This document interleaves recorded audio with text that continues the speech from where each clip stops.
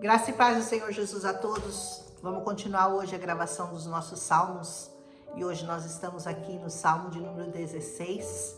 Nós já passamos pelo salmo de desespero de Davi, aquele que ele diz: até quando, Senhor, eu não aguento mais. Já passamos também por um salmo onde ele enumera qualidades de pessoas que habitarão junto ao Senhor.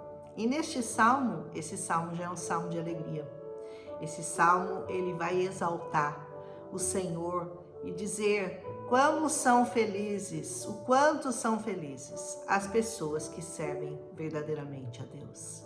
Então, eu não sei em que momento da sua vida você está. Talvez você está no momento ainda do Salmo 13, quando você está cercado de inimigos e você não está vendo saída. Talvez você está no Salmo 14, ou talvez você já está no 15, mas hoje é um dia de alegria. Espero que você esteja vivendo o seu dia neste salmo aqui, um salmo que mostra toda a confiança do salmista, todo o amor que ele tem pelo Senhor e como ele verdadeiramente se sente guardado e protegido nas asas do Altíssimo. Ele diz assim: guarda-me, ó Deus, porque em ti eu confio. Em quem você confia? Se verdadeiramente você confia no Senhor, você com certeza tomou uma boa decisão na sua vida. A melhor pessoa que você pode confiar toda a sua vida, todos os seus sentimentos, todas as suas angústias, todas as suas tristezas, todo o seu eu, a sua eternidade. Se você confiou no Senhor, todas elas, você confiou a pessoa certa, a única que pode te dar uma saída. E depois ele continua assim: a minha alma disse ao Senhor. Olha que estranho essa segunda afirmação do nosso salmista. A minha alma disse ao Senhor: tu és o meu Senhor. Amém.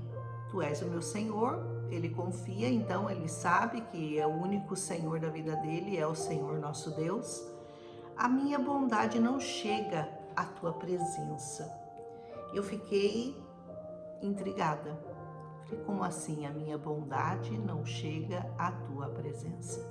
E quando eu fico intrigada, eu vou procurar referências, eu vou procurar fontes, eu quero entender o que o salmista está querendo dizer.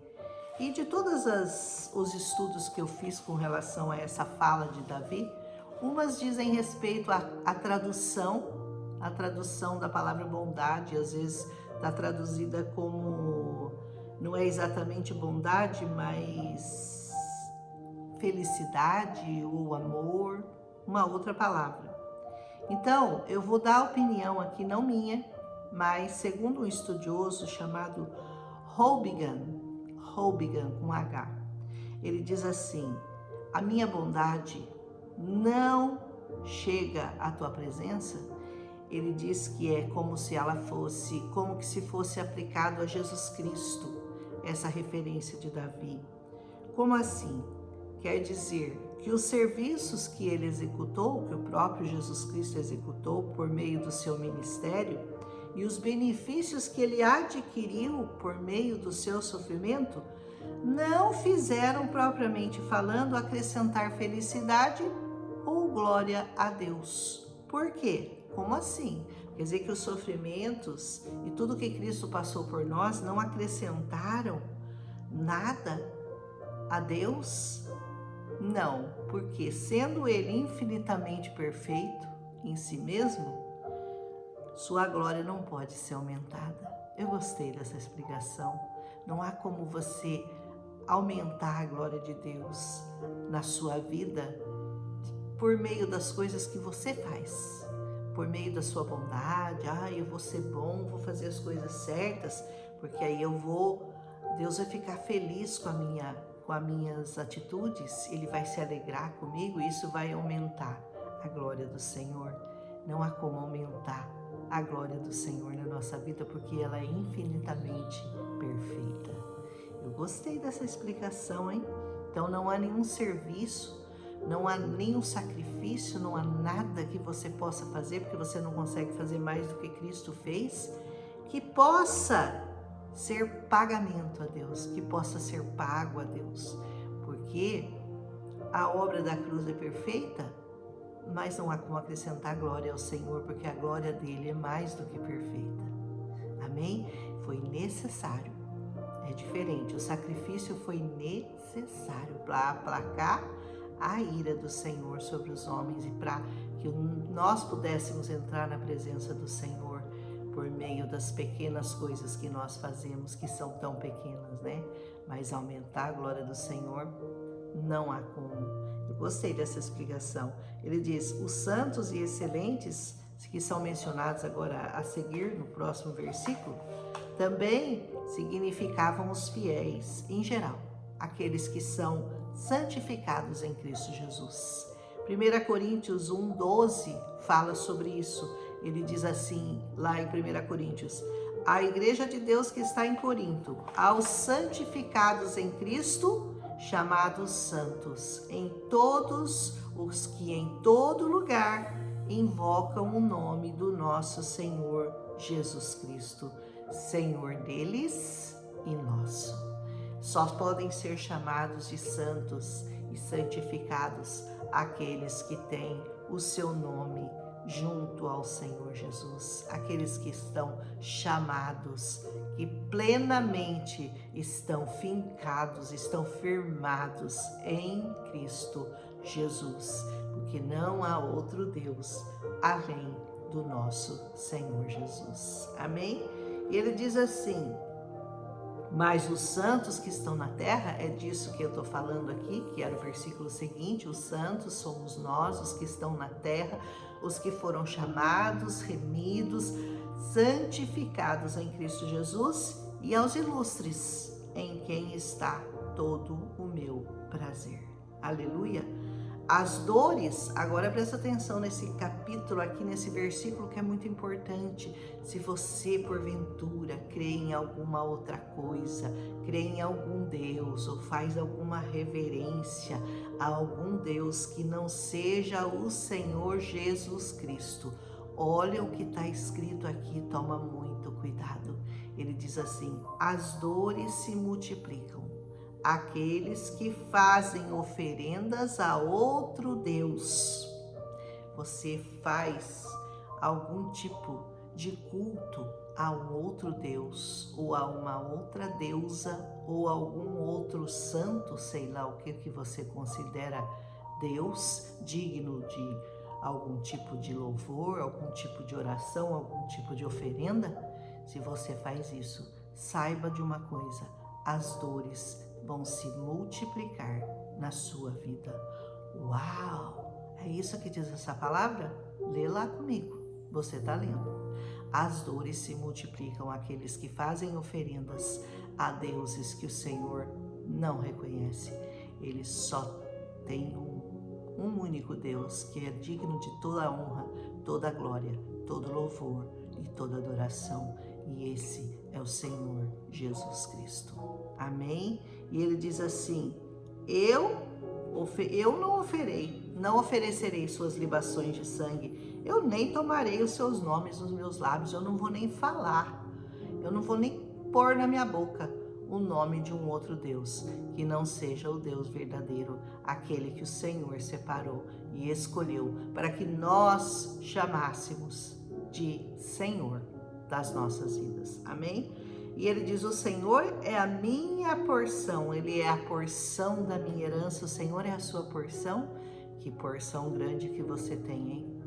Ele é a porção da sua herança, você tem uma grande porção.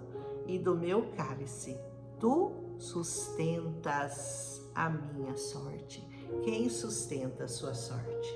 Os gurus da vida, os astros, as estrelas, alguma coisa que existe nessa terra que sustenta a sua sorte? Saiba que você está num terreno movediço. Se alguma coisa além do Senhor está sustentando a sua sorte nessa vida. Amém? Ele diz assim, as linhas caem-me em lugares deliciosos. Sim, coube-me uma formosa herança. Davi estava se alegrando com aquilo que o Senhor havia dado a ele como herança. herança. E Davi não teve poucas heranças nessa terra, né? Tenho posto o Senhor continuamente diante de mim. Ponha o Senhor continuamente diante de você. Pela manhã coloque o Senhor diante de você. À tarde coloque o Senhor diante de você. Ao dormir coloque o Senhor diante de você. E sabe o que vai acontecer com as suas dores, com as suas dúvidas, com as suas tristezas, com as suas agonias? Elas desaparecerão, porque o Senhor é muito maior do que todas elas. Coloque o Senhor em todos os momentos da sua vida.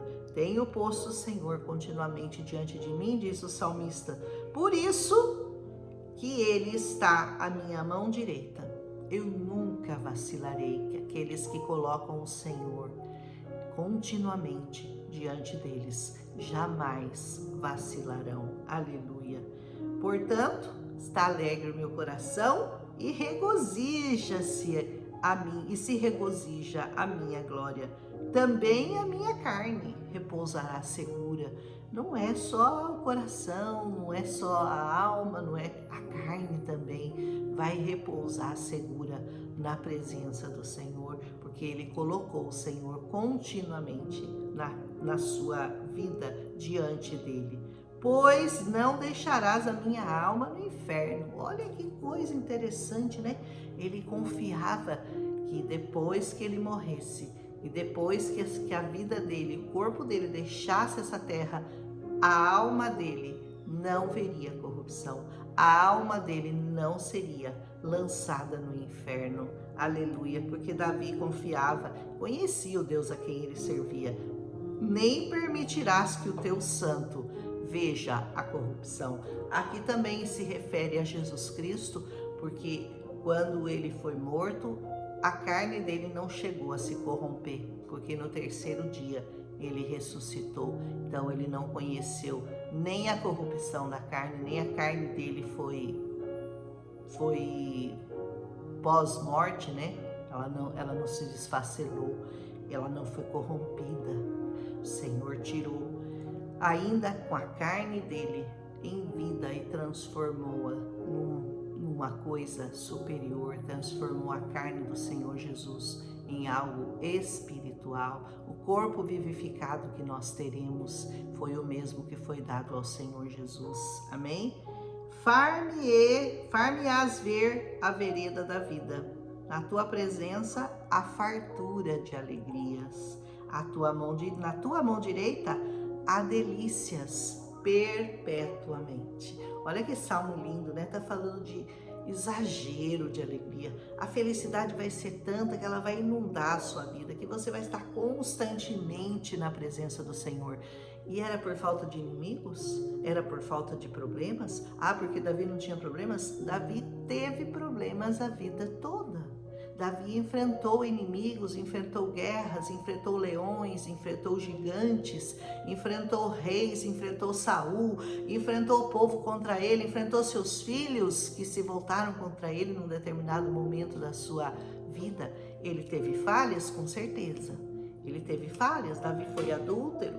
Davi chegou a ser um assassino, mandou matar o marido daquela que ele se deitou com ela. Vocês conhecem a história. Então, ele não era perfeito em nada, mas olha o coração desse homem. Por isso que Deus dizia, tinha um coração ensinável. Então, Davi, ele se submetia ao ensino do Senhor, ele buscava a sabedoria no Senhor, tanto que ele escreveu esses salmos que hoje, 3 mil anos depois que foram escritos, 3 mil, né? Eu acredito, mais de 3 mil, ainda são muito significativos para nós, ainda tem muito a ver com a nossa maneira de sentir, com a nossa maneira de ver a vida, com a nossa maneira de nos entregarmos e de estarmos na presença do Senhor. Então até hoje esses salmos são muito reais, são muito palpáveis. Então isso não pode ser sabedoria de homens, isso tem que ser sabedoria de um coração sábio que se colocava na presença do Senhor. E por isso ele estava sempre feliz, apesar de todos os problemas, apesar de todas as trincheiras que ele viveu, apesar de todo o aperto, de todo o cerco do inimigo. Mas ele conseguia declarar, né? Na tua presença a fartura de alegrias. Você não está desfrutando da fartura da alegria porque você não está completamente ainda na presença do Senhor. Porque quando você estiver completamente na presença dele, você vai, independente do problema que você estiver enfrentando, independente da luta que você estiver passando, você vai sentir essa alegria que só os que conhecem ao Senhor podem desfrutar. Amém? Que você medite nesse salmo. Esse salmo me intrigou por causa do versículo 2, que eu não entendi, mas por isso que a palavra diz, né? Não é para você ler simplesmente esses salmos como se eles fossem mais algum, não, é para você meditar, é para você ficar remoendo eles assim, pensando em cada vírgula, em cada ponto, em cada palavra, em cada sentença, porque isso traz vida para a sua alma. Amém? Que o Senhor ilumine você nesse dia, teu espírito seja iluminado, tua mente, o teu coração, a tua alma, e que você se encha da alegria do Senhor nesse dia. Depois dos outros salmos, né? Tão apertados, tão cheios de dúvidas, nunca teve, mas cheios de até quando, né? Eu vou ter que aguentar esses inimigos se voltando contra mim, Senhor. Davi tinha esses questionamentos. Questionar não é problema. O problema é você não confiar. E Davi não era assim. Davi confiava. Por isso, ele tinha um coração segundo o coração de Deus. Amém? Que o seu coração se assemelhe cada dia mais com o do Senhor Jesus, com o desse salmista, né? Dá-me um coração igual ao teu. Eu tô cantando muito essa música ultimamente, acho que é porque é um desejo meu, do meu coração mesmo, né? Dá-me um coração igual ao teu. Difícil, né? Ter um coração igual ao do Senhor é uma coisa muito difícil, mas não deve ser impossível, porque se o Senhor diz para você pedir um coração como o dele, é porque é possível você ter. Então, que o Senhor nos dê esse coração. Amém? Um abraço em Cristo Jesus e até amanhã com o Salmo de número 17. Amém.